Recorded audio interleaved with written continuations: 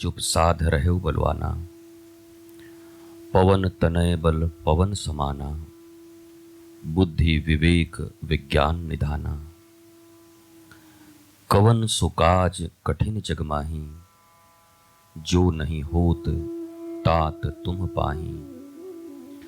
राम काज लगी तब अवतारा। सुनत ही भयउ पर्वताकारा।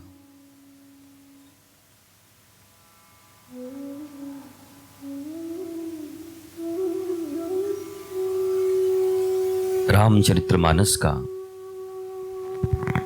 राम कथा का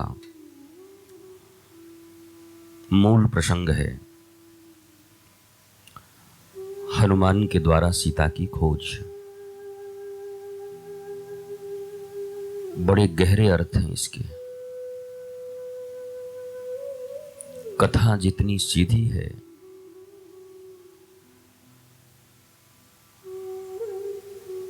और भारतवर्ष के बच्चे बच्चे तक इस कथा को जानते हैं और पाठ के रूप में हमारे घरों में भी सुंदरकांड का पाठ बहुत प्रचलित है। हमारे पूर्वजों ने जब इस पाठ को दिया होगा तो उसके गहरे अर्थ रहे होंगे और उस अर्थ को वो समझते भी थे।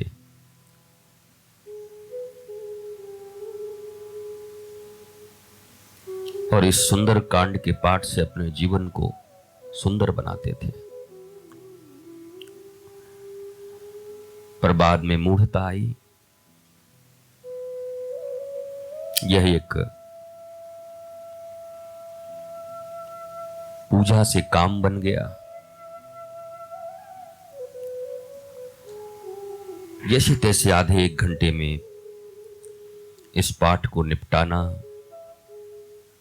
जो प्रतिदिन करते हैं और जो वर्ष में या महीने में एक बार करते हैं, वो बाहर से किसी को बुलाकर सुंदरकांड के पाठ करने वाले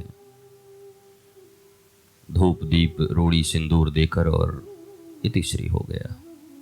हमारे घर में सुंदरकांड हो गया।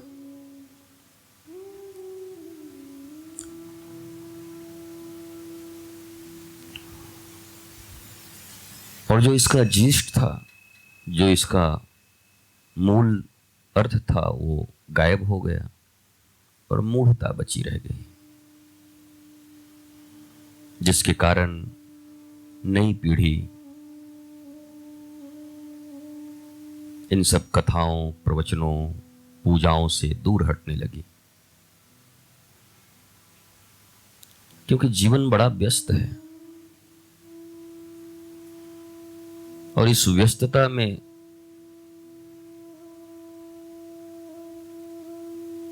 सफलता के सूत्र बताने वाले अगर कोई सिद्धांत न हो तो आज का मनुष्य उसे अपनाने के लिए तैयार नहीं है। वो मोटिवेटरों के पास जाकर सफलता कैसे प्राप्त करें, धन कैसे प्राप्त करें, वो ज्यादा सिंसियर होकर सुनते हैं, क्योंकि उनका चाहत वही है, उनके लक्ष्य वही है।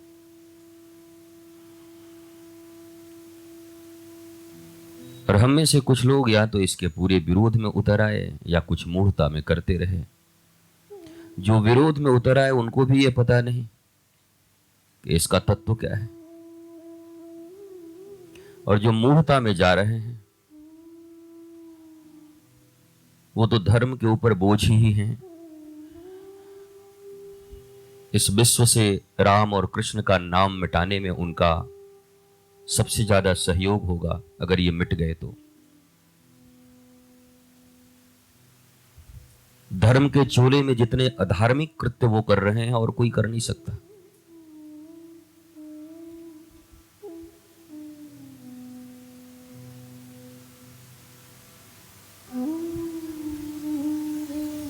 हमने सुना है कि मूढ़ता जब हो तो व्यक्ति रक्षा में भक्षण कर जाता है। रक्षण तो नहीं कर पाता पर भक्षण कर जाता है। जीवन तो नहीं दे सकता पर मृत्यु दे देता है।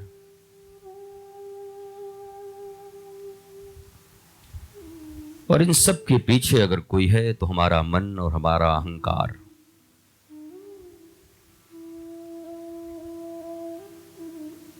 हम आध्यात्मिक हैं, धार्मिक हैं, पर अहंकारी हैं।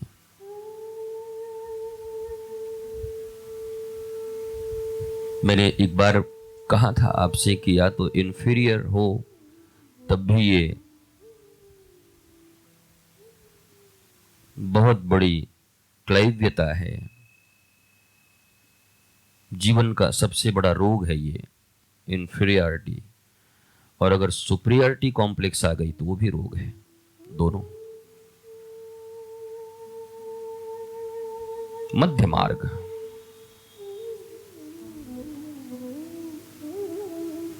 और इसके लिए शायद वेदांत, वेद शास्त्र सदा ये कहते थे कि रोज अपने से प्रश्न करो, कोहम, कौन हूं मैं, किस लिए आया हूं, क्या करना है और क्या कर रहा हूं।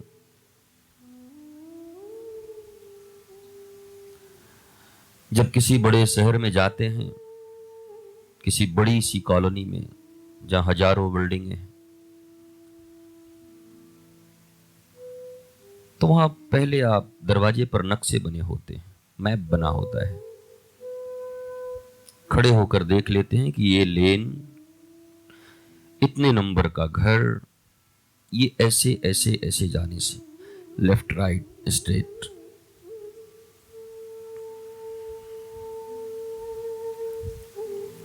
और नक्शा जहां देख रहे होते हैं वहां पता होता है कि हम यहां खड़े हैं, जाना कहां है वो तो दूर की बात है, हम खड़े कहां हैं यह जानना भी जरूरी है। कहां जाना है यह सबको याद है, पर अभी खड़े कहां हैं यह किसी को याद नहीं, न कोई जानने का प्रयत्न करता है।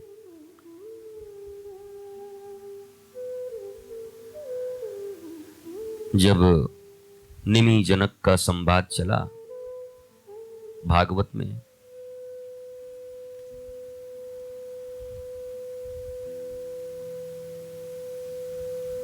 तो बड़ा सुंदर बात आया। जनक जी कहते हैं, यदु कहते हैं, यदु और दत्तात्रेय,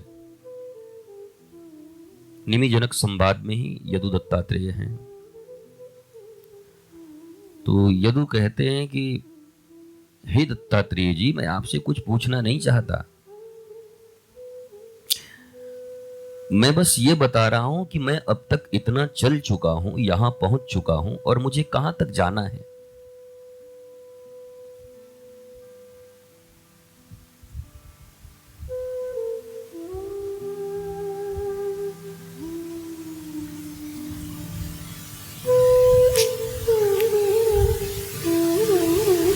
और तब वो कहते हैं कि दुर्लभो मानुषो देही, ये मनुष्य का जीवन बड़ा दुर्लभ है, मैंने ये जाना है।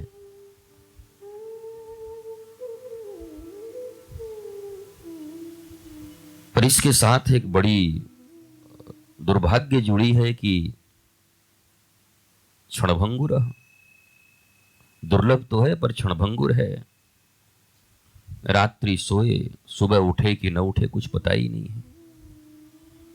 ऐसे ही तो होता है अपने रिश्तेदारों में, परिवारों में, खोज के देखो, शहर में, नगर में, अच्छे भले थे, सुबह उठ ही नहीं पाए, ससुराल जा रहे थे, एक्सीडेंट हो गया, अचानक कुछ हुआ और डॉक्टरों ने कह दिया नो वे। अच्छे भले थे। बड़ी दुर्लभ है ये शरीर, मिलना बड़ा कठिन है, पर क्षणभंगुर है। पर उससे भी ज्यादा मैंने जाना है कि उससे भी दुर्लभ इस दुनिया में वैकुंठ नाथ के प्रिय का दर्शन है। किसी भगवत भक्त, किसी जागृत पुरुष संत सदगुरु से मिलना इससे भी कठिन है, इससे भी दुर्लभ है। ये मनुष्य शरीर जरूर दुर्लभ है, क्षणभंगुर है, पर उससे भी दुर्लभता मैंने इस बात को जानी है कि किसी भगवत भक्त का दर्शन हो जाए, उनका सामीप्य प्राप्त हो जाए, उनसे मिलन हो जाए।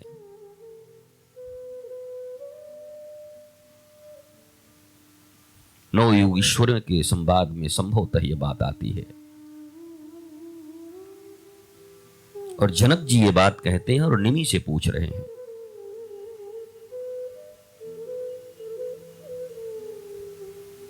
और फिर बताते हैं कि मैं कहां तक चल चुका हूं, अपने जीवन में कहां तक पहुंचा हूं, और अब कृपया करके बताइए कि मुझे कहां तक जाना है।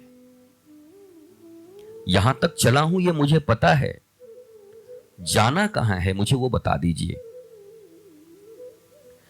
हम उल्टे लोग हैं। जनक पूछ रहे हैं कि मैं जहां पर खड़ा हूं वो मुझे पता है, जाना कहां है वो बता दीजिए। और दुनिया में हम सबको अपना लक्ष्य पता है, पर कहां खड़े हैं ये पता नहीं। लक्ष्य सबने निर्धारित किया हुआ है, धनपति बनेंगे, क्या बनेंगे, सबका निर्धारित है।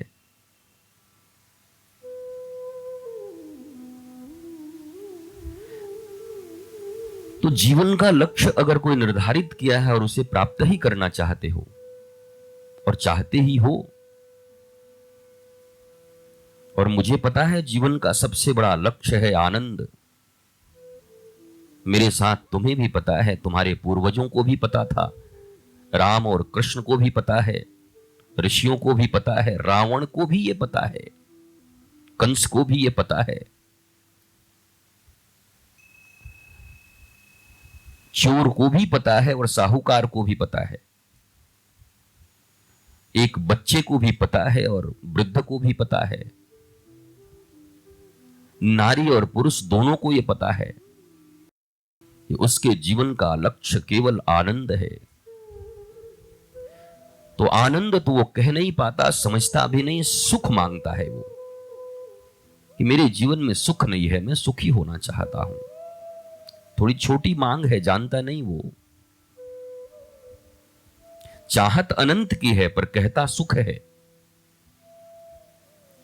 और ये चाहत भी उसकी गलत है, क्योंकि उसे पता है कि सुख से शांति आती है।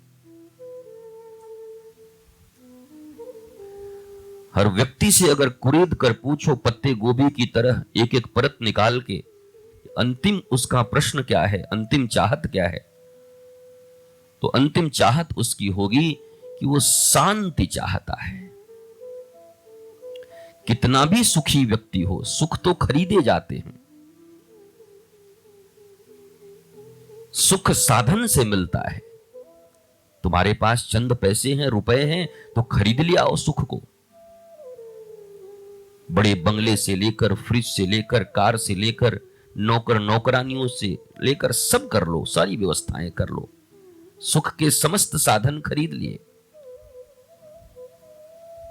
अगर सुख ही मूल होता तो सुख के साधन तो खरीदे ही बैठे हो। तो अब क्या है, कहा मन में बड़ी अशांति रहती है, सब है पर अशांति रहती है। इसका अर्थ है कि तुमने जो लक्ष्य बनाया था सुख का, वो ठीक न था। और ये जितनी जल्दी सीख जाओ उतना बेहतर है तुम्हारे जीवन के लिए, क्योंकि सुख की समस्त सामग्रियों को जुटाकर और अपने इस बेईमान मन से ही पूछो कि जिसने कहा था कि नहीं थोड़ा सा और धन हो जाता तो हम सुखी हो जाते, कभी ऐसी अवस्था थी कि दाल रोटी चलती थी, थोड़े ऐसे बन जाते कि फिर ठीक हो जाते, कोई तकलीफ नहीं था, फिर तो हम सुखी हो जाते। पर तब से आज तक पूछो अपने मन से कि धन की अवस्था कहां से कहां गई। बढ़ा ही है पर शांति घटी है। ये कौन सा चक्कर है? सुख बढ़ने से शांति को बढ़नी चाहिए, तो सुख के जितने सामग्री जुटाए शांति उतनी दूर चली गई, अशांति बढ़ती गई।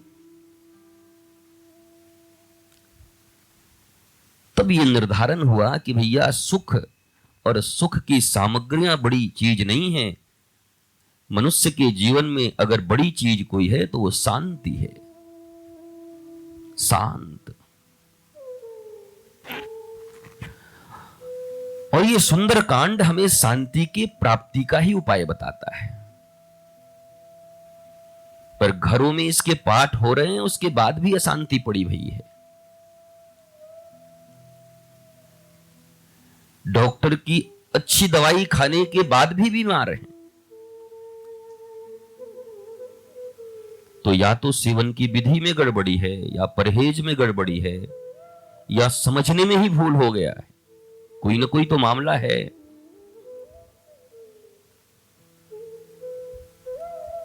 यह सुंदर कांड जीवन को सुंदर बनाने का अध्याय है। हनुमान जी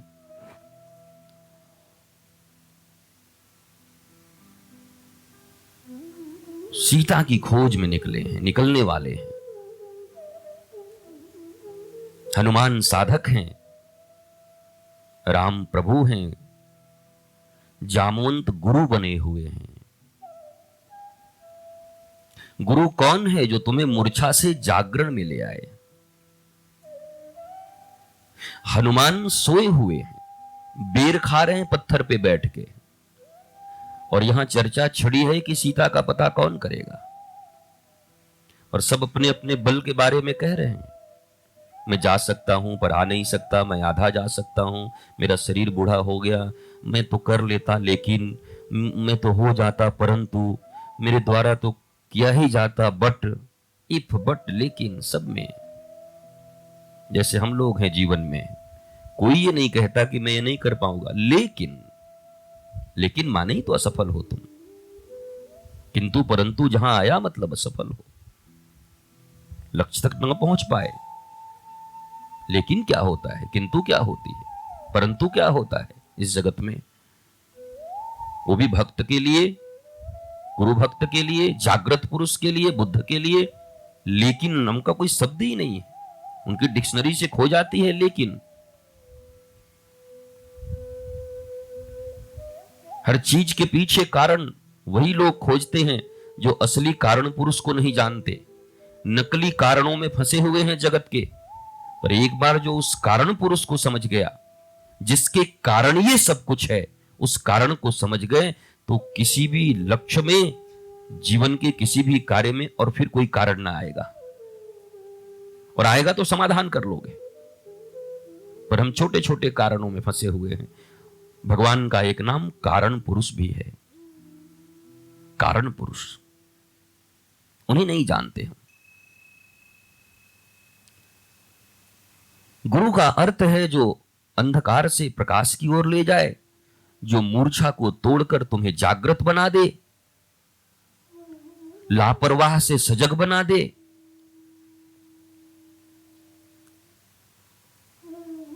और हनुमान अभी जीव की तरह हैं, साधक की तरह हैं। परमात्मा श्री राम का काम है। श्री राम ने कृपा करके शांति को लंका में छोड़ रखा है। ये भगवान की कृपा है। और हम सब की भी शांति लंका में ही बैठी हुई है। लंका का राजा कौन है? रावण। अहंकार, अहंकार कैद करके रखा है शांति को। हमारे तुम्हारे अहंकार ही तो शांति को कैद करके रखे हैं। विचार करो, सोचो, एक एक चीज के पीछे जब तुम अशांत हो, दुखी हो, तकलीफ में हो, बात करने का मन नहीं करता किसी से, चिड़चिड़े हो जाते हो, तो देखो खोज कर, अहंकार नजर आएगा। सूक्ष्म अहंकार, कहीं बड़े अहंकार हैं, कहीं सूक्ष्म रूप से है। जो रोग बाहर है वो दिखाई पड़े, उसका तो इलाज संभव है। कई बार ऐसा होता है कि हैदराबाद से लेके, वेल्लोर से लेके कहां कहां दौड़ रहे हैं, अमेरिका तक हो आए, पर रोग ही पकड़ में नहीं आ रहा। वो बड़ा खतरनाक है। इलाज कैसे हो उसका? डिटेक्ट नहीं हो रहा, डायग्नोस नहीं हो रहा, पकड़ नहीं पा रहे, पर भोग रहे हैं। वजन कम हो रहा है, भूख नहीं लग रही है, तकलीफें बढ़ रही हैं, पर रोग पकड़ में नहीं आ रहा है।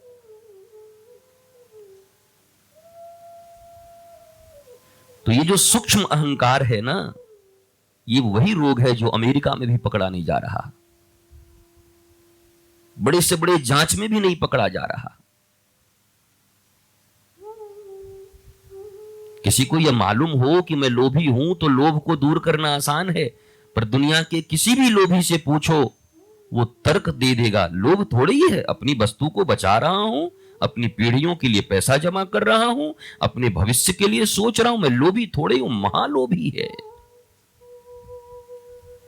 जो स्वीकार कर ले कि मैं हूं, उसके रोग को दूर करना बड़ा आसान है, पर जो होते हुए स्वीकार न करे, उसको कौन दूर करे, कैसे करे?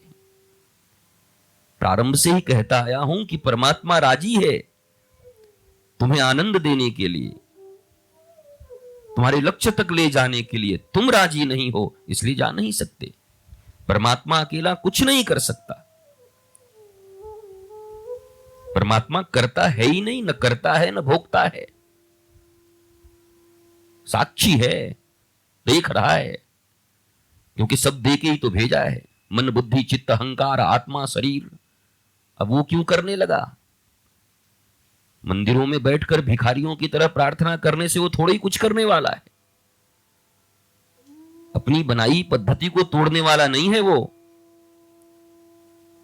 उसने विवेक तुम्हें दिए हैं, शरीर दिए हैं, ऊर्जा दी है, समय दिया है, सदुपयोग करो। एमबीए पढ़ के आ रहे हैं,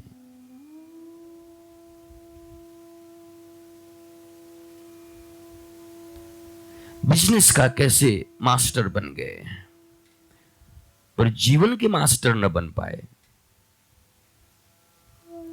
जिस जीवन के कारण ही बिजनेस होगा, उस जीवन का मैनेजमेंट अभी तक न सीखे और भेज दिया बेटे बेटियों को, एमबीए पढ़ के आओ, सीए कर लो, करके आ गए, बिजनेस सीख लिया, पर जीवन की जो मैनेजमेंट है, जीवन का जो जीवन जी रहे हैं, हम जीवन जी रहे हैं, हम जीवन जी रहे हैं,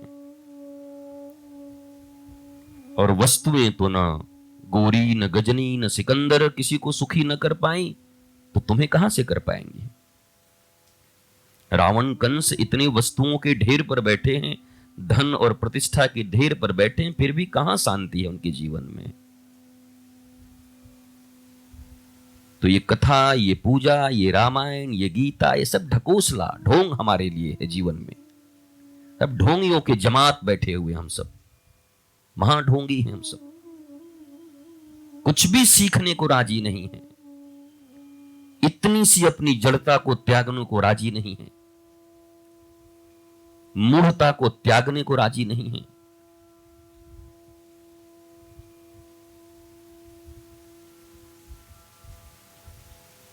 इसलिए जब हनुमान जी को राम जी ने कहा कि जाओ सीता पता करके आओ, अर्थात भगवान साधक को, प्रत्येक साधक को ये ड्यूटी दिए हुए हैं कि देखो भैया, ये शरीर तुमको दिया, बुद्धि दिया, मन दिया, चित्त दिया, विवेक दिया, सुंदर साधु दिए, संत दिए, गुरु दिए, शराब भी बनाया, दूध भी बनाया, अब तुम जाओ जियो। कोच क्या करता है? पहले सिखाता है, कोचिंग देता है। मैदान में कोच नहीं दौड़ेगा। जब फुटबॉल का मैच हो रहा हो तो वहां कोच नहीं दौड़ सकता, और दौड़ेगा तो आउटलाइन के बाहर, भीतर आएगा तो मुश्किल। उसके पहले तुम्हारे साथ मैदान में भी वो दौड़ता है, ऐसे करो, ड्रिबलिंग करो, ये करो, खूब सिखाता है। पर जब मैच आरंभ हो गया तो बाहर। परमात्मा भी वही कोच है, खूब सिखाया तुमको, सारी वस्तुएं दे दी तुमको, फिटनेस दे दिया, क्लेवरनेस दे दिया, और उसके बाद फुटबॉल के मैदान में तुम्हें उतार। अब इस मैदान में आकर परमात्मा के बताए हुए, दिए हुए समय, ऊर्जा, लक्ष्य, ये सब अगर तुमको याद है और परफॉर्मेंस 100% चाहिए, 99 नहीं। लोग कहते हैं आई ट्राई माई बेस्ट, उससे क्या फर्क पड़ता है? जो यूनिट सेट किया गया है उस सफलता के लिए, उस शांति के लिए, उस लेवल तक पहुंचे कि नहीं। I try my best, what is this? तुम्हारे बेस्ट ट्राई से इस दुनिया में कुछ नहीं होने वाला है।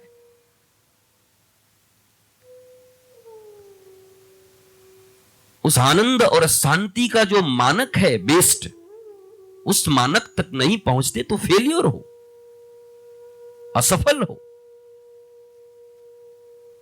नहीं प्राप्त कर सकते उस वस्तु को जिसके लिए इस जगत में आए हो।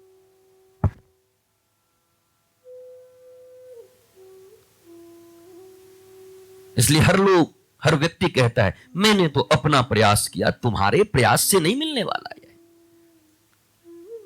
क्योंकि तुमने जिस प्रयास को प्रयास कहा है वो प्रयास तुम्हारे मन का था,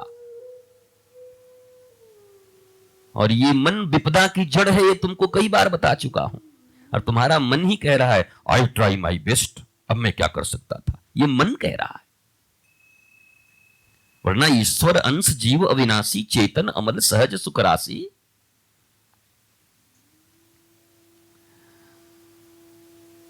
समुद्र के किनारे बैठा हुआ एक छोटा सा बंदर भी अगर ये कहता कि हां मैं प्रभु राम का काम है, उनकी कृपा से मैं जाऊंगा लंका के पार, तो किसी हनुमान की जरूरत नहीं थी।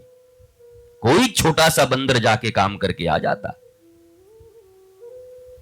पर सब आई ट्राई माई बेस्ट, मैं अगर बेस्ट ट्राई करूं तो आधा जा सकता हूं। सब अपने अपने बल का विचार कर रहे थे, और हनुमान को तो अपना बल भी याद नहीं था, तो मूर्छा में थे। ये जागृत थोड़ी है। बाकी लोग तो चर्चा भी कर रहे थे, बैठ के बेर खा रहे थे। इसके पीछे कथा आती है कि वो सूर्य को निगलने निकले थे और क्या क्या उत्पात करते थे बचपन में, तो इनको श्राप मिला था कि बल तो तुम्हारे पास बहुत रहेगा पर भूले हुए रहोगे। तो काम किस काम का? अचानक जरूरत पड़ गई, घर में किसी की तबीयत खराब हो गई, 2 लाख रुपया चाहिए इलाज के लिए, नहीं तो मरेगा। और हम अलमारी में रख के, हमको भूलने की आदत है थोड़ी, हम भूल गए थे, मर गया। तुम भी थे, व्यक्ति भी था, डॉक्टर भी था, दवाइयां भी थी, रुपए भी थे, पर तुम्हें याद नहीं था, तो कोई काम ना हुआ तुम्हारे उस पैसे का, मिट्टी बन गया, धूल बन गया। ये सब हम लोग ऐसे ही बैठे हुए लोग हैं इस दुनिया में, भूले हुए लोग। हनुमान को हनुमान सुंदर कांड बना रहा है, देखिए, भूले हुए हनुमान, सोए हुए हनुमान अब गुरु रूप में जामवंत आते हैं।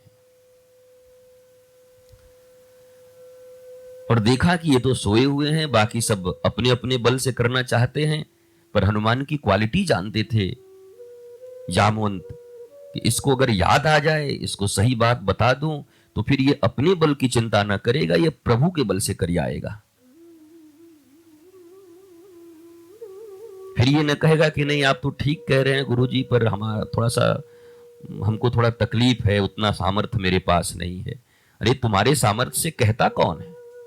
तुम्हारा सामर्थ्य है भी क्या? मिट्टी के पुतलों का कोई सामर्थ्य है इस जगत में क्या? और मिट्टी का भी तो ठीक ठिकाना है कि कम से कम पानी जब गिरेगा तब गलेगा, कोई डंडा मारेगा तब टूटेगा। तुम्हारे इस पुतले के लिए तो किसी चीज की जरूरत नहीं है, बैठे बैठे ही निकल जाओगे अभी यहीं से, गत प्राण विगत प्राण हो गए। इसलिए मिट्टी का पुतला भी तुमसे ज्यादा मजबूत है। जब प्रभु कृपा का भरोसा न हो, गुरु वाणी का भरोसा न हो, गुरु के दिए हुए ज्ञान को स्मरण रख के उसका भरोसा न हो, तो अपने भरोसे से क्या कर पाओगे? अपने तो भूले भटके हुए ही आए हुए इस जगत में, नहीं तो आते भी क्यों इस जगत में? कर्मों के फल का बोझा ही लेके तो पैदा हुए हो, और फिर नए नए कर्म सृष्टि कर रहे हो कि नया बोझा और बना रहे हो। तो जामवंत जी गुरु के रूप में आए और आकर कहा कि भाई ये चर्चा हो रही है कि सीता जी को लाना है। अब सीता जी को लाना है तो मैंने कह दिया शांति प्राप्त करना है। चाहत सबकी थी सब जाएं, पर हिम्मत नहीं कर पा रहा है कोई। शांति सबको चाहिए पर हिम्मत नहीं है, भरोसा नहीं है खुद के ऊपर। और फिर जो कर भी रहे हैं वो मन के अनुकूल कर रहे हैं, और मन तो कभी शांति नहीं दिलाती। याद रख लीजिए, आपका व्यक्तित्व 3 चीजों से बना है जो आप हैं। आपका शरीर, आपका मन और आपकी आत्मा, ये तीनों मिलकर आपका पर्सनैलिटी, आपका व्यक्तित्व है। और मन बीच में ब्रिज है, पुल है, शरीर और आत्मा को जोड़ने वाली। इस ब्रिज को जितना जल्दी तोड़ दो उतना अच्छा, क्योंकि शरीर और आत्मा चिपके होने के कारण ही दुर्दशा है तुम्हारी। तुम कौन हो और तुम्हारा शरीर क्या है, इसको ही बाइफरकेट नहीं कर पाए अभी तक।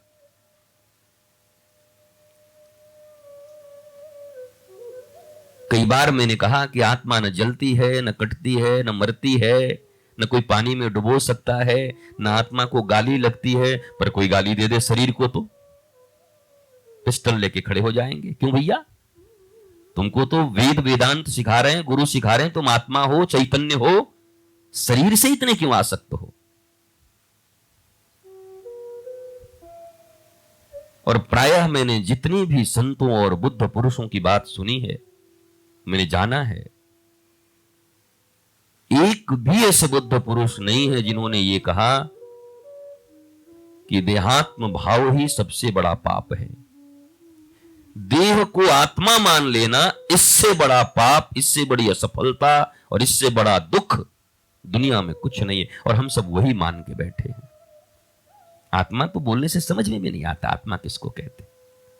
देह ही सब कुछ है। तो देह तो कीड़े का भी है, पशु का भी है, उसी के लिए वो जी रहा है, तुम भी जियो। फिर बोध विवेक किस लिए? इसी शरीर के सुंदरता, इसी शरीर की खुशी। और जब उन संतों ने इसका निंदा किया होगा ना, तो इसी कारण किया होगा, अकारण निंदा नहीं किया। ये शरीर क्या है? बोला मलमूत्र से भरा हुआ है। तो एक पॉजिटिव आदमी आएगा, वो कहेगा बिल्कुल नहीं, यही शरीर चिन्मय है, गलत है, ये सड़े हुए महात्मा है। महात्मा सड़ा हुआ नहीं है, तुम सड़े हुए हो। क्योंकि तुम जिस शुद्ध बुद्ध चैतन्य आत्मा को जानने के बाद, पहचानने के बाद शांत और आनंदित हो सकते हो, उसमें सबसे बड़ी बाधा यही है कि तुम स्वयं को केवल शरीर मान रहे हो और शरीर को सुखी करना चाह रहे हो। शाश्वत को छोड़ के अशाश्वत के पीछे भाग रहे हो। इसलिए उन महात्माओं ने जानबूझ के कहा था, क्यों इसके पीछे पड़े हो? सड़ा है, गला है, नरक का द्वार है। कोई बातें बुरी नहीं है, हमारी समझ में ना आए अलग बात होगी। और उस समय जो कोई बुद्ध आकर के कहता है कि ये गलत है, वो भी युगानुकूल ठीक कह रहे हैं। क्योंकि उस युग में यही कह के उनको धर्म के मार्ग पर लाया जा सकता है, दूसरा कोई उपाय नहीं है। क्योंकि इन सब चीजों से लोग चिढ़ चुके हैं। शरीर नरक है, इसी शरीर के लिए सब करना है। पर वो उन दिनों की बात है जब ऋषियों को कठिनाई हो रही थी, तब उन्होंने मनाया कि ये शरीर के पीछे नहीं जाना, हमें आत्मा को पहचानना है।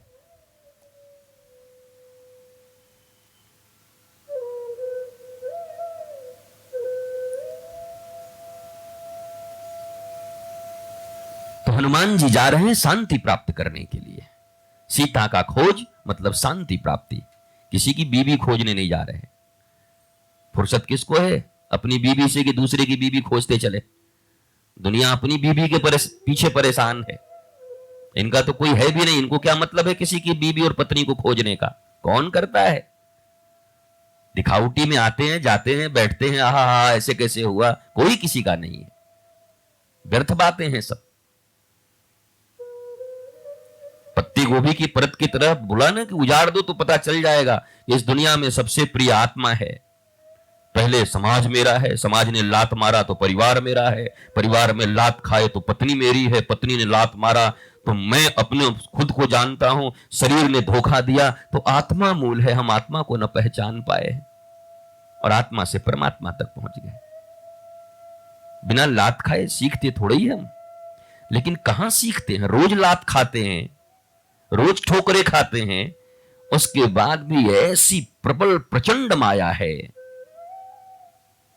कि फिर वहीं जाके गिरते हैं। तुम संतों को कहो अपना और पराया, वो मुस्कुराते हैं। कौन अपना कौन पराया बहुत अच्छे से जानते हैं वो। अरे कागज की नाव है, कागज के नाव पे चल रहे हो, जिसको फेविकोल का जोड़ समझ रहे हो, वो मैं जानता हूं कागज की नाव है। एक व्यवहार इधर से उधर हुआ नहीं कि डूबा, और जो डूबने ही वाला है उसको बचाने की इतनी चिंता क्यों? लाख प्रयत्न करने के बाद भी जिसको समाप्त होना है उसको बचाने की इतना चिंता क्यों? जो मूल तुम्हारा ट्रेजर है, जो मूल तुम्हारी संपदा है, तुम्हारी शांति, तुम्हारा आनंद, उसको क्यों नहीं खोजते? व्यर्थ के चीजों को बचाने के लिए बहुत प्रयत्नशील हो। मैं बचा लूंगा, मैं समझ लूंगा, कुछ नहीं बचा पाओगे। थोड़े ध्यानी बनो तो खुद समझ पाओगे, ध्यान में उतरो खुद समझ पाओगे क्या शाश्वत है, क्या अशाश्वत है।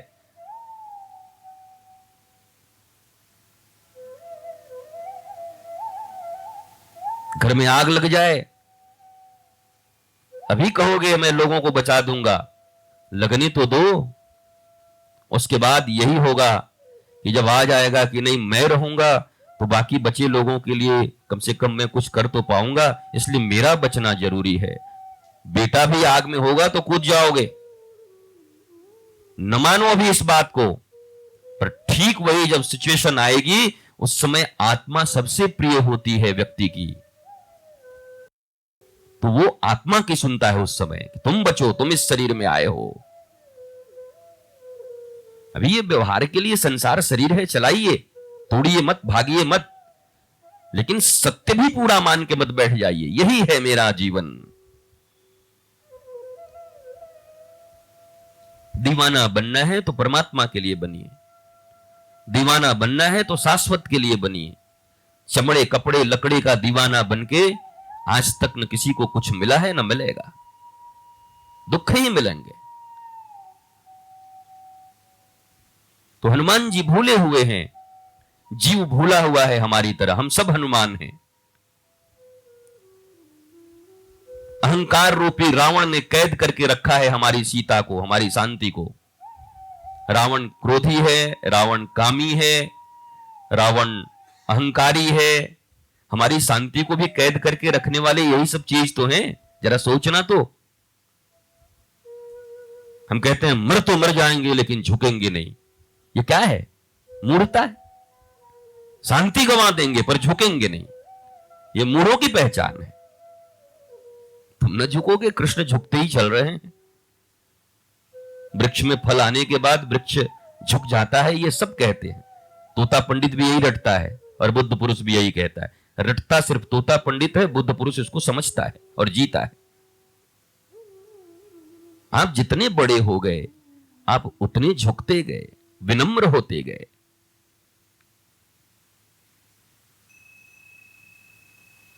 लोग कहते हैं मैं बहुत विनम्र हो गया हूं, झूठ बोल रहे हो। अभी भी तुमको याद है कि मैं विनम्र हो गया हूं? मैं जिंदा है और विनम्र हो गए। जिस दिन मैं मिट जाए उस दिन विनम्रता अपनी पराकाष्ठा पर होगी। मैं परिवार के दुख से बड़ा दुखी, अभी भी मैं। जब मैं था तब हरि नहीं, अब हरि है मैं नाही। प्रेम गली अति साकरी, तामे दोन समाही। मैं तो अहंकार नहीं करता गुरुजी, मैं अभी भी जिंदा है और अहंकार नहीं करता, दोनों ईस्ट और वेस्ट।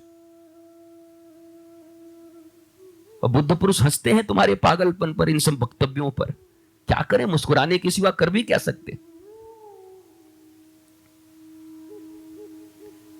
मैं गुरु जी के चरणों में समर्पित हूं, मैं अभी भी मैं और समर्पित भी हूं, दोनों। यह याद है कि मैं हूं और समर्पण है। जिसको मैं याद है वो समर्पित हो ही नहीं सकता। इसलिए तो लोग टूटते हैं। मैंने इतनी सेवा की उसके बाद भी, क्योंकि मैं जिंदा था। गोपी और कृष्ण में मैं जिंदा नहीं है, राधा और कृष्ण में मैं जिंदा नहीं है। श्याम तन श्याम मन श्याम ही हमारो धन। इसलिए जब गोपियां रास में कृष्ण चले गए तो एक दूसरे को पकड़ ली। कोई गिरवर उठाने लगा, कोई माखन चुराने लगा। उनको याद ही नहीं कि मैं गोपी हूं, सब कृष्ण है। मैं मिटा और तब महारास हुआ। जरा तत्व तो समझिए, जरा तथ्य तो समझिए। झूठी मूठी बस आधा घंटा मुझे प्रवचन सुनना है, मत सुनिए। सुनने के बाद मूर्खता बढ़ रही हो तो न सुनिए, ज्यादा बेहतर है। और किसके ऊपर एहसान कर रहे हैं आप सुन के? कौन सा एहसान कर रहे हैं? न सुनो, न बैठो। कितने मूड हैं हम कि सत्संग और प्रवचन में बैठते हैं तो भीतर में हम बैठ रहे हैं ना सत्संग में। यह गर्व करने की बात है। ऐसा लग रहे कोई काम कर रहे हो, ऐसा लग रहे किसी का उद्धार कर रहे हो। खुद नरक में नाली में पड़े हुए हो, अपना उद्धार करो। किसका उद्धार करोगे तुम? दुखों की अनंत ज्वालाएं, वेदनाएं, बालू की भीत खड़ी है, उसके ऊपर खड़े होकर सिकंदर बने बैठे हो। वो बालू की भीत गिराई जा रही है। सत्संग में बैठोगे तो तुम्हारी भीत गिरेगी, नकली दीवार गिरेगी और तुम जो असली हो समझ में आ जाओगे, पहचान में आ जाओगे। पहचान लोगे तो सुखी हो जाओगे, आनंदित हो जाओगे।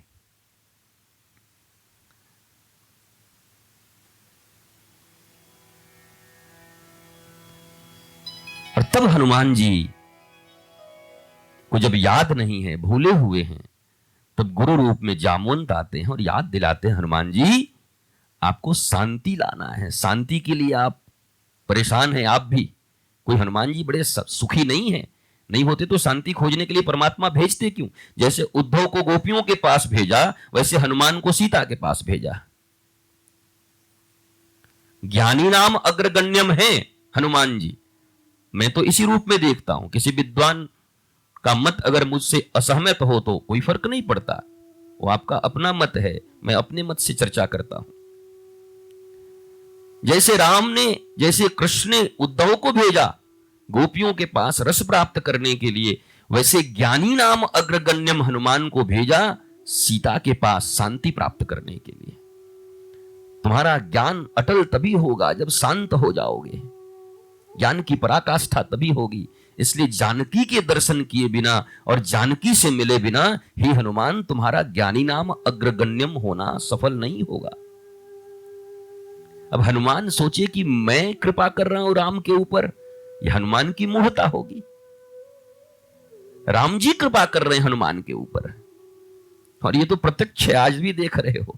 राम का जितना मंदिर नहीं, गली गली में हनुमान का मंदिर है। अगर समुद्र पार गया होता अंगद और सीता का पता कर लिया होता अंगद, तो आज गली गली में अंगद के मंदिर होते। हनुमान को कौन जानता? भगवान ने अवसर दिया हनुमान को हनुमान बनने का। बनो हनुमान। और सबके पास अवसर थे। नल नील अंगद मयंद द्विद जामवंत,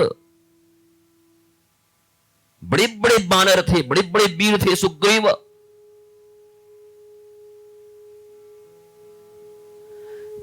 पर जो या तो बिल्कुल भूला हुआ हो या जो परम चैतन्य की स्थिति में हो, दो ही लोग तर सकते हैं, बीच वाले नहीं तर सकते।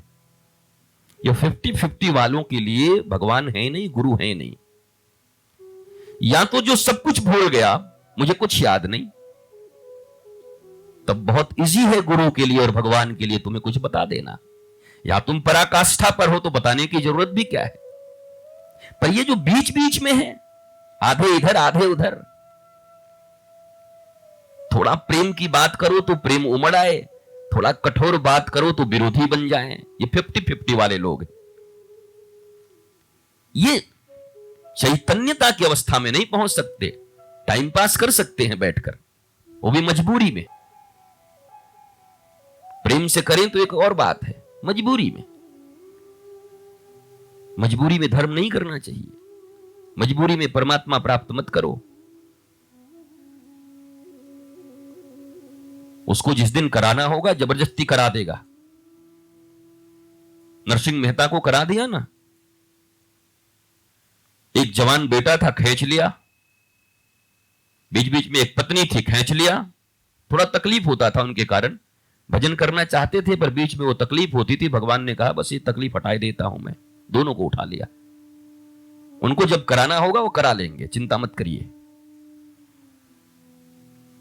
जब वही चाहेंगे कि करा लेना है तो कठोर कृपा भी कर देंगे वो। और तब जामुन जी आए।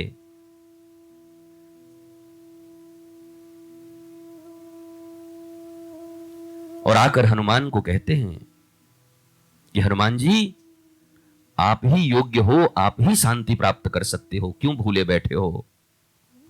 और तब जो चौपाई मैंने अभी पढ़ी, वो चौपाई ये है, कही रीछपति सुनु हनुमाना, काचुप साध रहे बलवाना, पवन तनय बल पवन समाना। ये बिल्कुल वही है कि ईश्वर अंश जीव अविनाशी, पवन के पुत्र हो, पवन के जैसे ही हो, हवा में उड़ने वाले हो। समुद्र तुम्हारे लिए कौन सी बड़ी चीज है।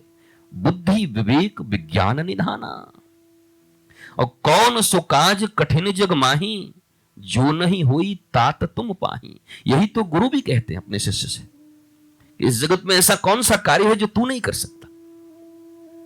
यही बात तो समर्थ श्री रामदास शिवाजी को समझाते हैं। घबराया हुआ शिवा, लाखों मुगलों ने अटैक कर दिया, आक्रमण कर दिया, क्या करूं। तो कहते हैं तेरे पास कितने हैं, बोला 175। पर चिंता क्यों करता है, मैं बैठा हूं तेरे पास।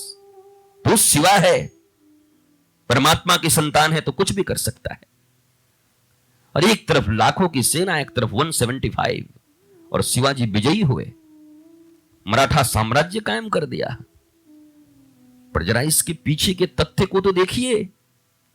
उन मुगलों के पास कोई गुरु न होगा, और यहां 175 वाले के पास समर्थ श्री रामदास बैठे। वो लड़ने थोड़ी जा रहे हैं, खुद ही बूढ़े हैं बेचारे ऐसे करके।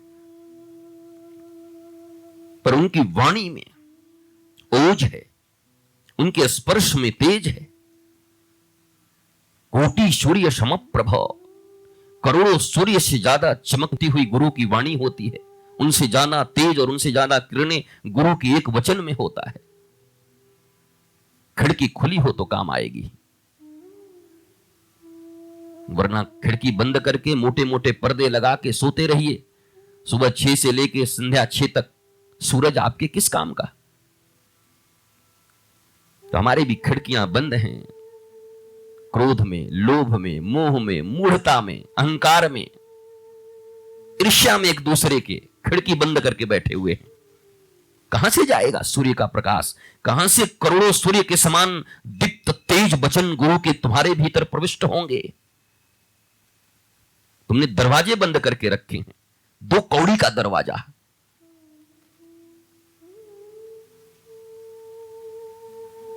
और जब गुरु रूप में याद दिलाया, उठिए हनुमान जी, पवन तनय बल पवन समाना। अरे यार, भगवान की संतान हो, तुमसे बड़ी चीज इस दुनिया में हो भी कैसे सकती है कुछ। उन्हीं के अंश हो तुम।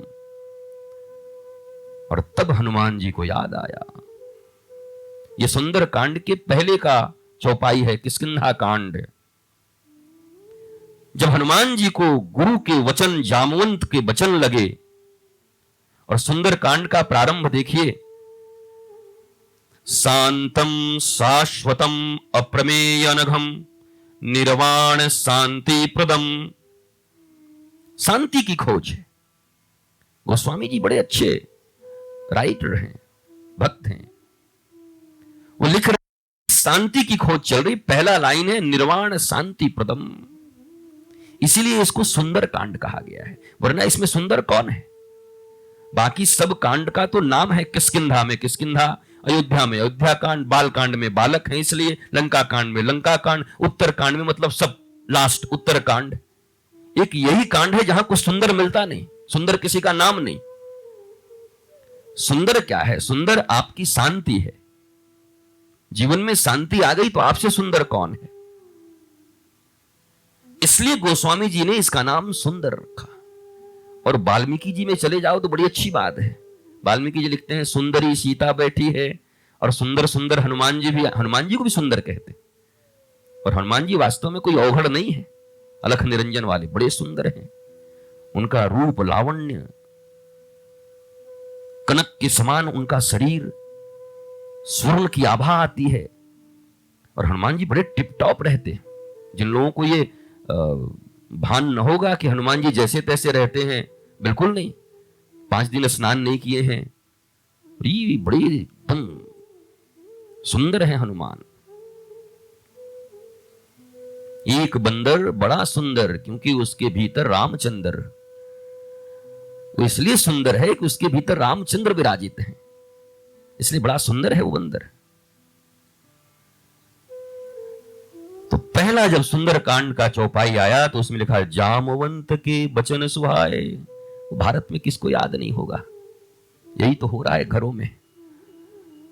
कोई फ्री में कर रहे हैं, कोई पैसे लेके कर रहे हैं, तो आ ही रहे हैं। तो मोनू भी अभी कुछ दिन पहले दुकान में करवाया था, तो लोग आए थे अखंड करने के लिए।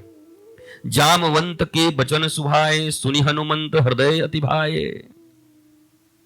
गुरुदेव की जब वचन सुहाए, देखो ऐसा नहीं कि सुना, जब गुरु के वचन सुहाए, अच्छे लगे, तब काम बनता है। गुरु का वचन अगर अप्रिय लगे, गुरु का वचन अगर अपमानजनक लगे, गुरु का वचन अगर तुमको लगे नहीं ये तो ठीक नहीं है, तो काम नहीं बनेगा। सुंदरकांड का पहला चौपाई, जामवंत के वचन सुहाए। आहा, हनुमान जी कह सकते थे हाँ सबको इनकार कर दिया तो मेरे पास चले आए, पवन तनय बल पवन समाना। और सबके बाप का नाम याद नहीं था क्या? मेरे ही बाप का नाम याद है, सबके ही बाप का नाम याद करके बता सकते थे।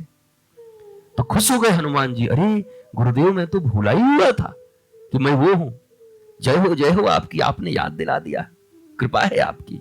और मैं भी तो यही कहता हूं, बुद्ध पुरुष भी तो यही कहते हैं, कोई गुरु किसी को ज्ञान नहीं देता, उसके अज्ञान के परत को हर लेता है, उसके वासना के चीर का हरण करता है और उपासना में डुबो देता है।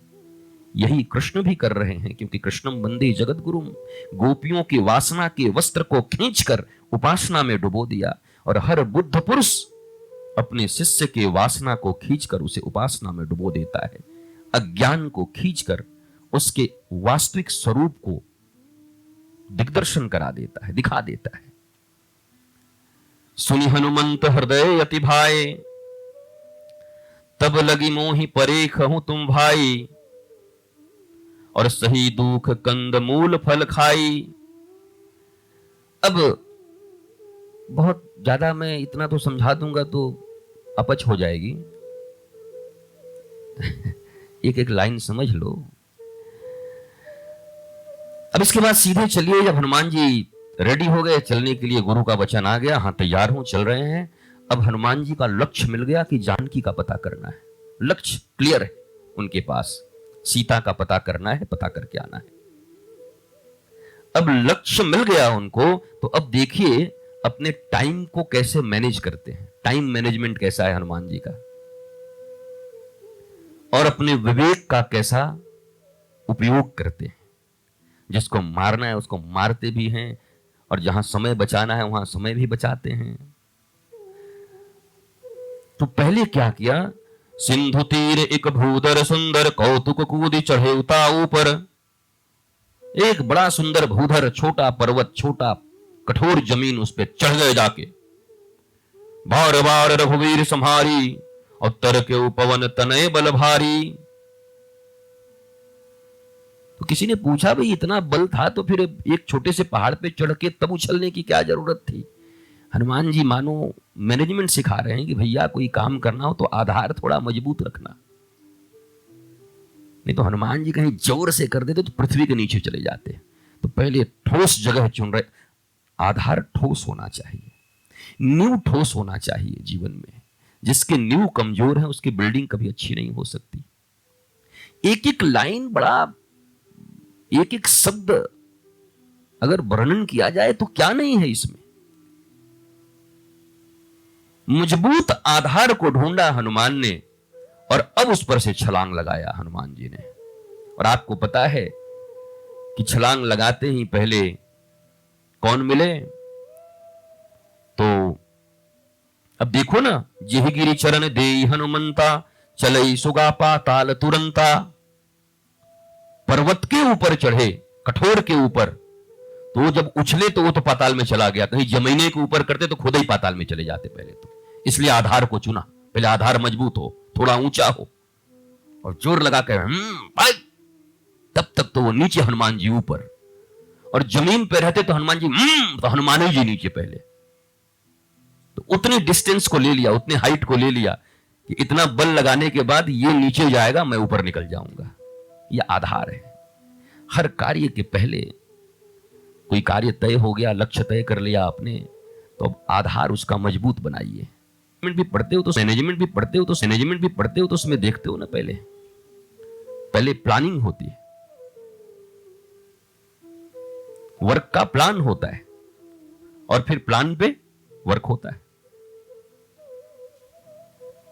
तो ये मैनेजमेंट है, इसको आप सीखिए।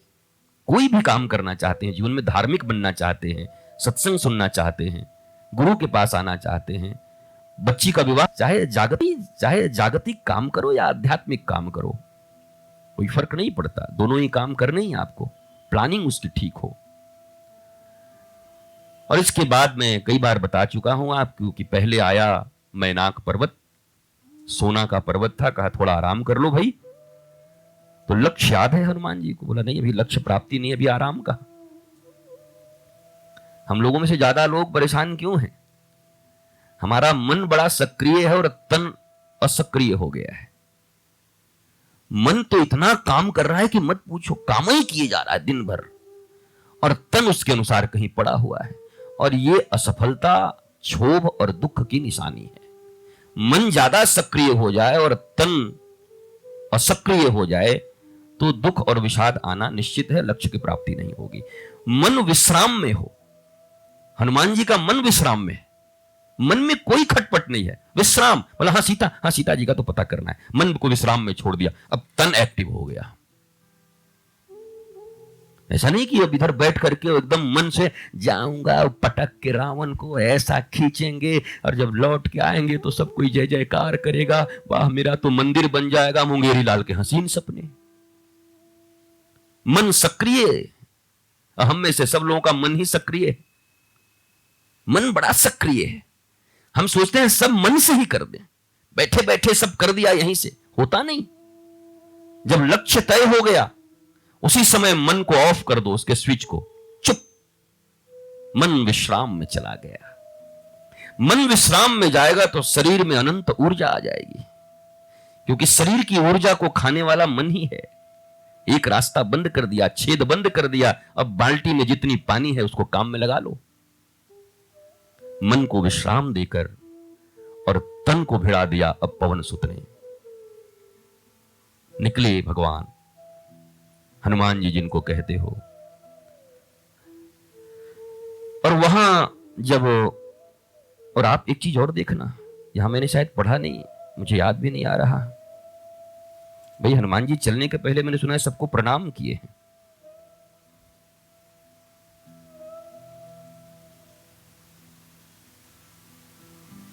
मुझे मिल नहीं रहा, पर पूछना किसी से।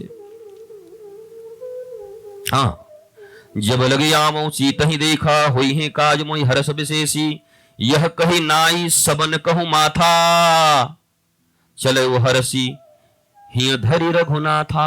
ये भी लाइन बड़ा कमाल का है। लक्ष्य तय हो गया, बड़ा कठिन लक्ष्य है, लंका जाना है, 100 योजन के समुद्र को लांघना है, बीच में क्या क्या बाधाएं आएंगी, और रावण तो सबसे बड़ा बाधा खुद ही पहले वहां बैठा हुआ है। और रावण की लंका में सुरक्षा व्यवस्था कैसी है वो तो आप बाद में देखोगे कि मसक समान कपि जब मच्छर के जैसे रूप बना के निकले तब भी लंकनी पड़ जाए, चोर कहां जा रहा है। कितनी कड़ी सुरक्षा व्यवस्था है भाई।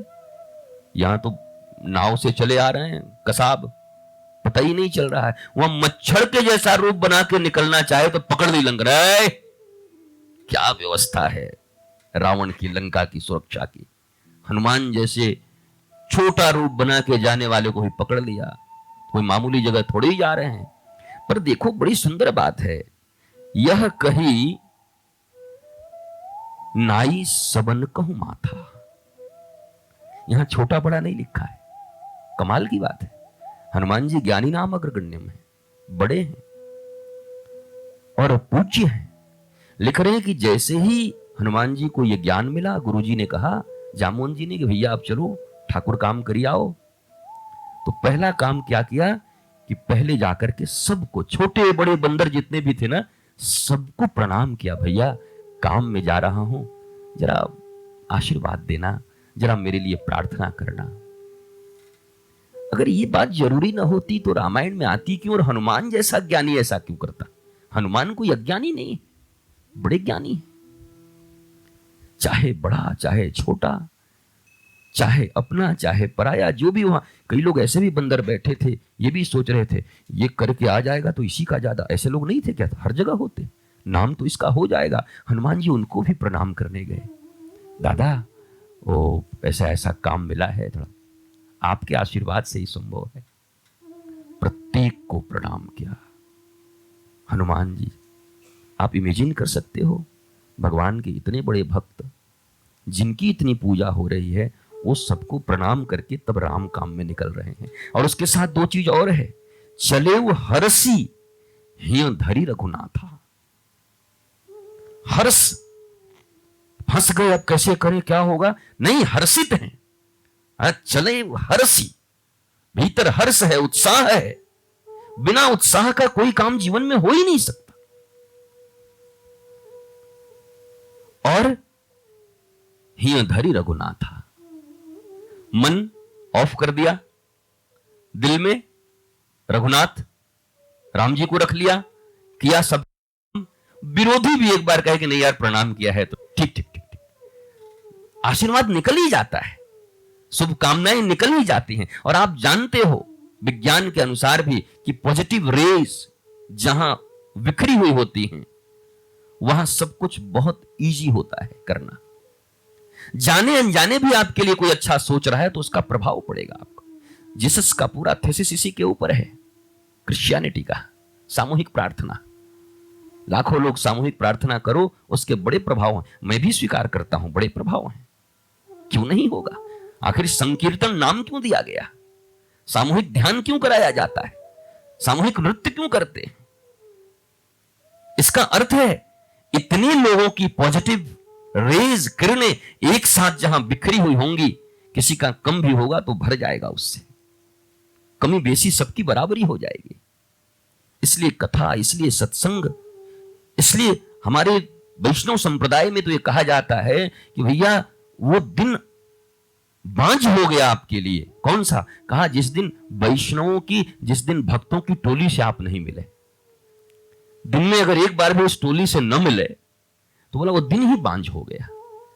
5 गुरु भाई एक साथ न मिले, फोन पे भी दिन में एक बार जय गोविंद, जय गोपाल, जय गुरुदेव, क्या खबर, कैसे हैं, बड़ा एनर्जी, बड़ी एनर्जी है उसकी, बड़ी पॉजिटिविटी है इसकी।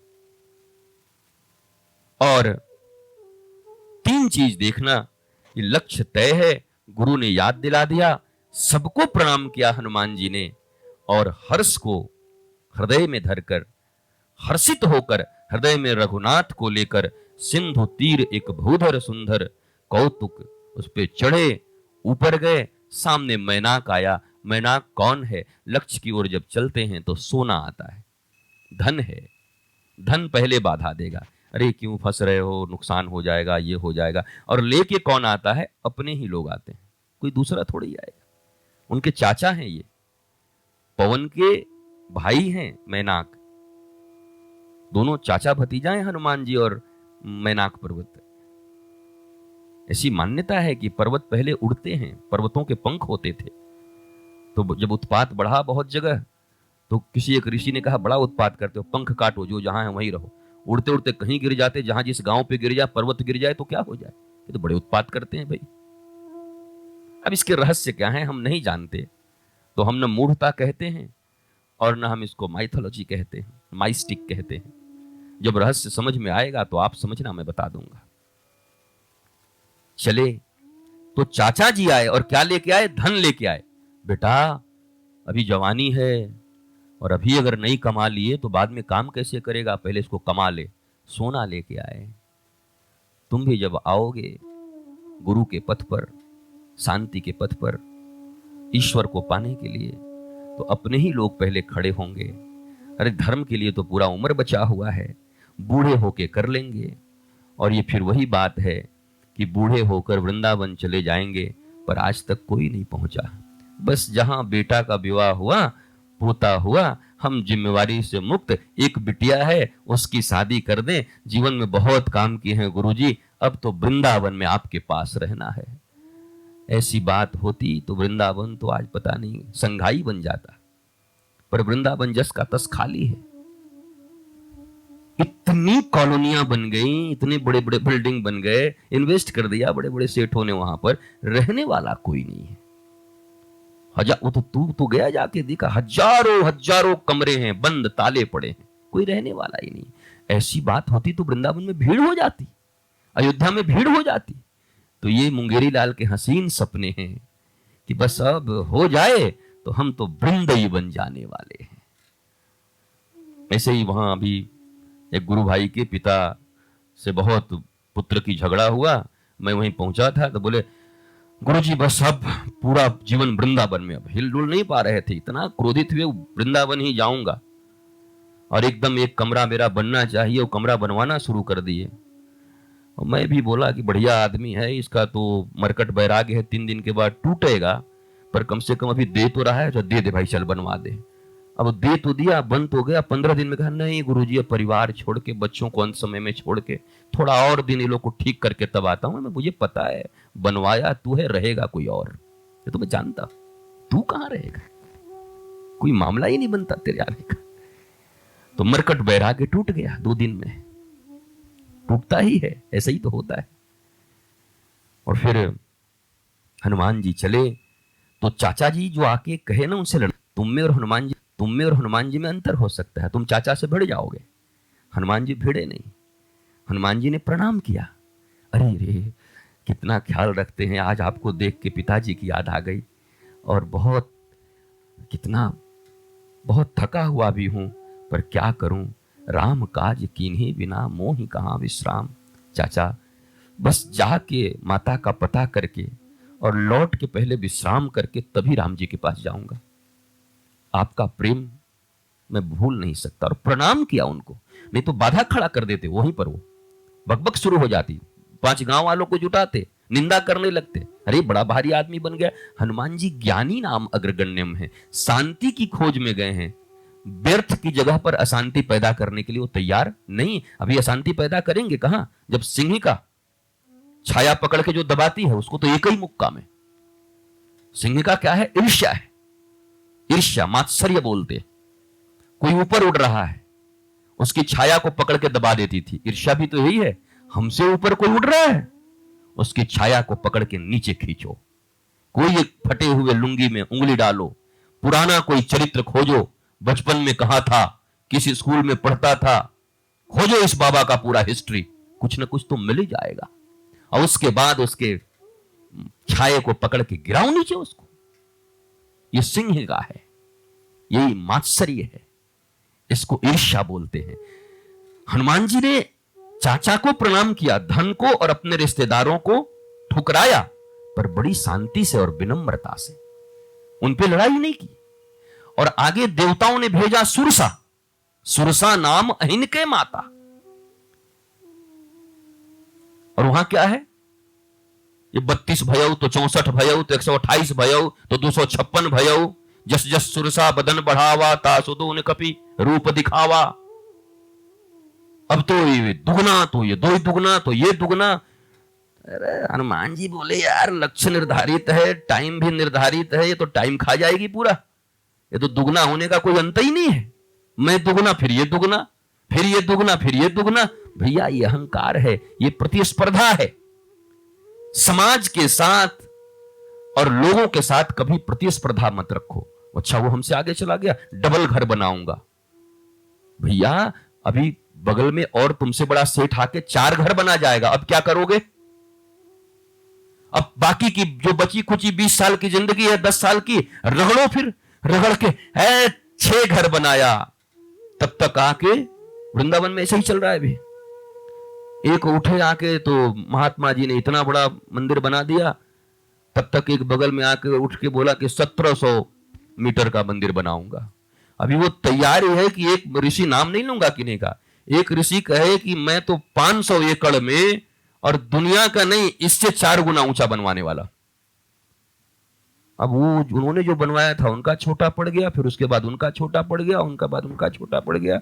मैंने जब आश्रम की परिकल्पना हमारी चल रही थी तो पवन और संजय आए भी थे, और याद भी होगा, हमने कहा कि देख भैया इस दिशा में तो हम आगे बढ़ नहीं सकते हैं, ये तो अनंत दिशा है, क्योंकि हनुमान जी नहीं पार पाए। जस जस सुरसा बदन बढ़ावा, तासु दून कपि रूप दिखावा। अगर हनुमान जी वहां जीत जाते बड़े होके तो हम मानते कि ये रास्ता ठीक है भगवत पथ पर जाने के लिए, पर हनुमान जी वहां क्या बने? अति लघु रूप, और मुंह में से घुस के कान में से निकल गए। हनुमान जी देखिए तो एंडलेस है, प्रतियोगिता का कहीं कोई अंत ही नहीं है। मैं 2 तो ये 4, ये 4 तो ये 8, ये तो चलता ही रहेगा। और हमको तो राम जी का काम करना है, शांति पानी है, तो हम व्यर्थ का अपना टाइम क्यों गवाएं? टाइम मैनेजमेंट कुछ दूर तक किया, बोले ये आसार है, प्रतियोगिता अच्छी बात नहीं है, प्रतिस्पर्धा अच्छी बात नहीं है, इसलिए लघु रूप बना लिया। देखो बड़ा होना तो इस दुनिया में सबको आता है, पर एक बार बड़े होकर लघु बनना बड़ा तकलीफ है। ये हनुमान जी कर सकते। एक बार बड़े कार पे चढ़ के और फिर साइकिल पे आना, और अगर शौक में आते हैं तो कोई बात नहीं, लेकिन कार छिन जाए किसी कारणवश, तब उसी सेटबैक में, अभी अरुणाचल का कोई मुख्यमंत्री कोई बताया था ना, कोई चीफ मिनिस्टर थे, और आत्महत्या शायद कर लिया उन्होंने। सत्ता गई और अपने लोगों ने धोखा दिया, कुछ हुआ होगा, आत्महत्या कर लिया। मुख्यमंत्री तो बड़ा पद है भैया, जो लाखों करोड़ों लोगों का राजा बना था, इतना कमजोर राजा था कि थोड़ी सी सत्ता चली गई तो आत्महत्या कर ली। कहां जी रहा था वो? बड़ा होने सबको आता है, पर बड़े होकर लघु बनना ये हनुमान जी को ही आता है। और याद रखो, सीता जी हनुमान जी को ही मिलती है, वही खोज लाते हैं। शांति वही प्राप्त कर सकता है जो बड़ा होना भी जानता है और लघु होना भी जानता है। हम एक बार बड़े हो गए तो हम लघु होना नहीं चाहते, हम झुकना नहीं चाहते, हम प्रणाम नहीं करना चाहते, हम मिलना नहीं चाहते लोगों से। ये हनुमान की निशानी नहीं है, ज्ञानियों की निशानी नहीं है, सफल व्यक्तियों की निशानी नहीं है, शांत व्यक्तियों की निशानी नहीं है, भक्तों की निशानी नहीं है। ये भक्त ऐसे ही होते। वहां लघु रूप धर के निकल गए, सिंहिका को मारा, ईर्ष्या को छोड़ा नहीं। हनुमान जी ने एक ही को मारा है पूरी यात्रा में, अब फिर रावण के बेटा को मारेंगे, अक्षय कुमार को, पर पूरी यात्रा में केवल एक को मारा है। एक को प्रणाम किया चाचा को, एक से लघु होके निकल गए, और एक अभी लंकनी को भी मारेंगे तो केवल मुंह से खून बकेगी, उल्टी करेगी, मारा पूरा नहीं, मारा सिंह को। इस जीवन में अगर भक्ति चाहिए, जीवन में शांति चाहिए, ईर्ष्या को मार दो, मात्सर्य को मारो। भागवत भी यही कहता है, भागवत भी कहता है,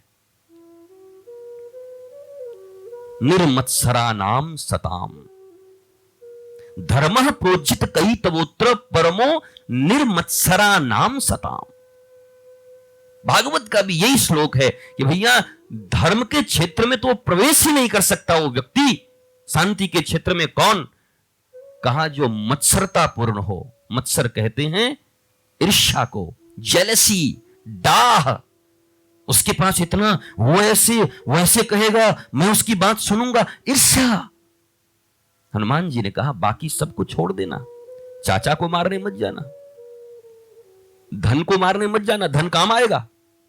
सोना को लात नहीं मारा हनुमान जी ने, कहा नहीं स्वीकार करेंगे, काम है इसका। धन से भी धर्म होता है, धन के द्वारा धर्म होता है। धन जरूरी है, जरूर अर्जन करना है, जरूर कमाना है, विरोध नहीं करना उसका। पर ईर्ष्या को, प्रतियोगिता को क्या किया, छोटा होके निकल गए, उससे भी भिड़े नहीं, लड़े नहीं। और जहां ईर्ष्या थी उसको एक ही मुक्का में, एक ही को मारा, ईर्ष्या को। समझ लो, शांति पाना चाहते हो, सीता जी से मिलना चाहते हो, अपनी लंका में जाकर रावण के पास, तो सिंहिका को मारना पड़ेगा, ईर्ष्या को मारना पड़ेगा। एक बहुत बड़ी चीज है देबू, जीवन में सब सद्गुण आ जाएं पर जीवन में ईर्ष्या रह गई तो ऊपर नहीं उठ सकते, नहीं पहुंच सकते। इसलिए अगर ये भीतर में हो, हृदय के भीतर में, तो धीरे धीरे धीरे इसको मिटाना है। देखो मन को, जैसे किसी के प्रति ईर्ष्या है, शांति पाना है ना, सीता जी को पाना है ना, मारो इसको, खत्म करो, बिल्कुल ईर्ष्या नहीं रखना। इससे इसको तो मारना ही होगा, इसके कारण ही हम शांति से वंचित हैं। अब फिर आगे लंकिनी हैं, विभीषण हैं, और फिर सीता जी हैं। देखते हैं, कल इस पर फिर चर्चा करेंगे।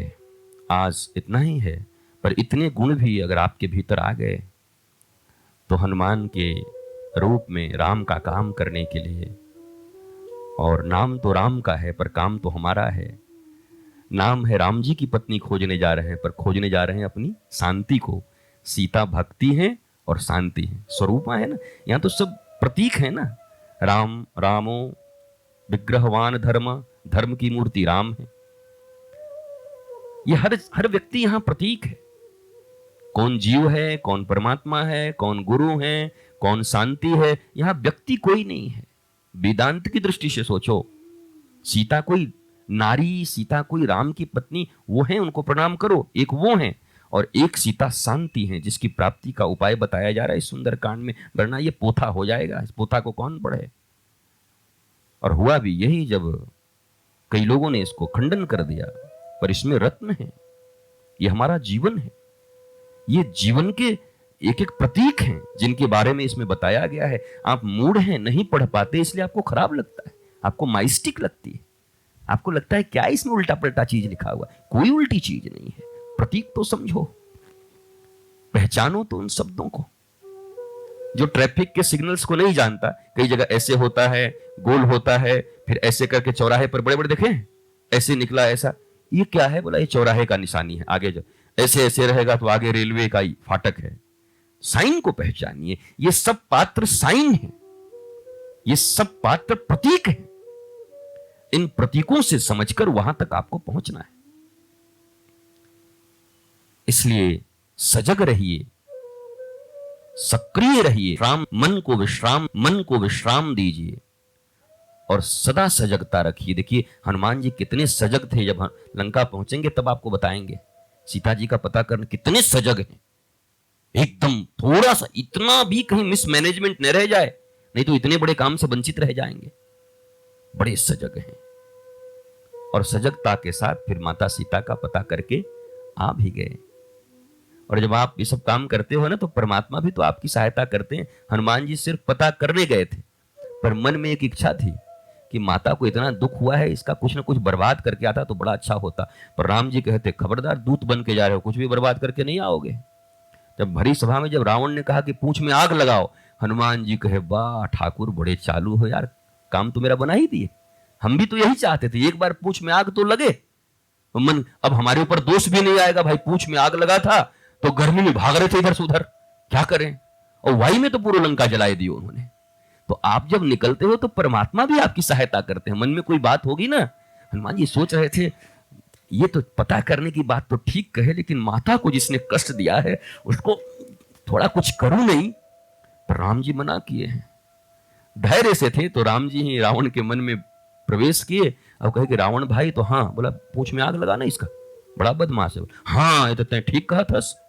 और जो ही आग लगाया तो हनुमान जी की मन की बातें पूरी, सवरे लंका में आग लगा दिया उन्होंने।